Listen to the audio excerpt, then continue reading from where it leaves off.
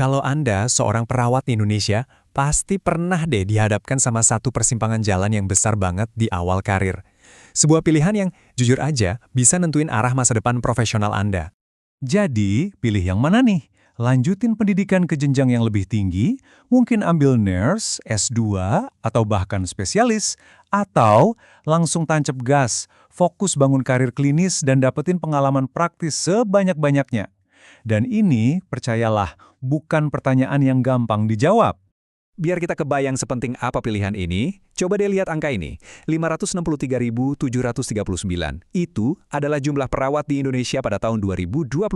Banyak banget kan? Artinya persaingannya ketat luar biasa, dan setiap keputusan karir yang kita ambil jadi super strategis. Betul banget, milih antara dua ini tuh kayak pertaruhan besar. Ini bukan cuma soal ijazah atau gaji loh ya. Ini soal duit yang diinvestasiin, waktu sama keluarga yang mungkin dikorbanin, sampai ke tekanan fisik dan mental yang pasti menyertainya. Oke, sekarang ayo kita bedah lebih dalam lagi. Kita lihat peta profesi perawat di Indonesia itu sebenarnya kayak gimana sih? Dengan ngerti petanya, siapa tahu kita bisa nemu peluang-peluang tersembunyi di dalamnya.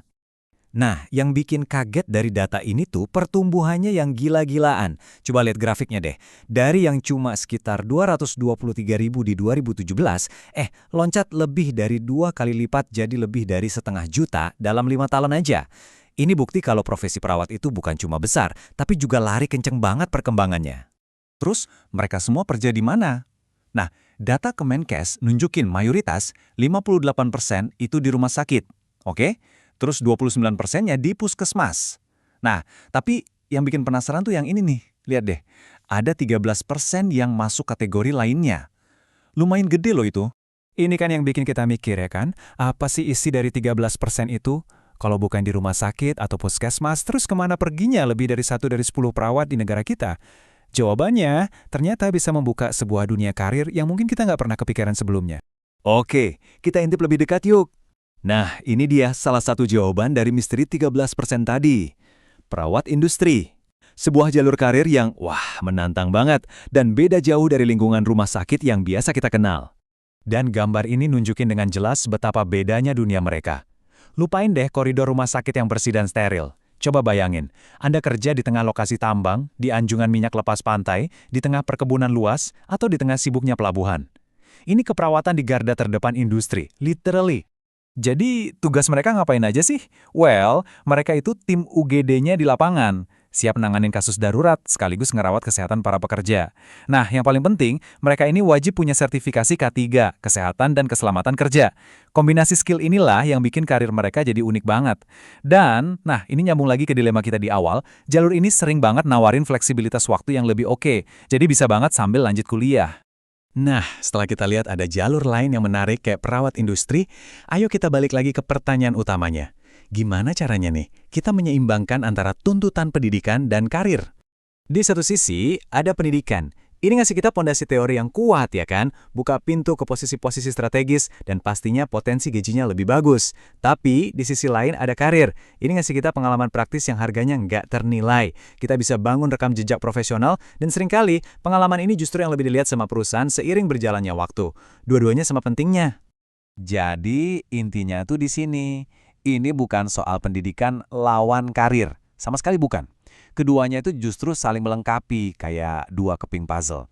Pendidikan bikin Anda kerja lebih efektif, dan pengalaman kerja ngasih konteks nyata buat semua teori yang Anda pelajari di bangku kuliah. Oke, sekarang kita tarik gambarnya lebih besar lagi ya. Karena tantangannya sekarang bukan cuma milih antara dua jalur itu, tapi gimana caranya kita bisa sukses di dunia modern yang serba nggak pasti ini. Selamat datang di era yang namanya VUCA. VUCA itu apa sih? Ini singkatan. V untuk volatility, artinya perubahan super cepat. U untuk uncertainty, alias ketidakpastian. C untuk complexity, masalahnya makin rumit. Dan A untuk ambiguity, informasinya seringkali nggak jelas. Nah, ini ya dunia kerja kita sekarang, termasuk di bidang kesehatan.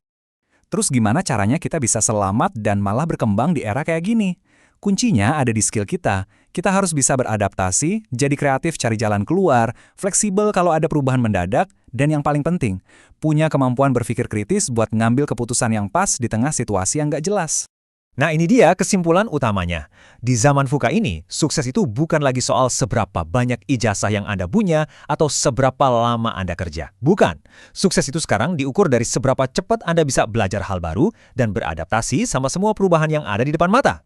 Jadi, pada akhirnya kita harus ubah pertanyaannya. Udah bukan lagi pilih pendidikan atau karir. Pertanyaan yang sesungguhnya adalah, gimana caranya saya bisa menggabungkan pendidikan dan pengalaman karir saya untuk membangun sebuah jalur profesional yang unik, yang kuat, yang sukses, dan yang paling penting, yang benar-benar jadi cerminan diri saya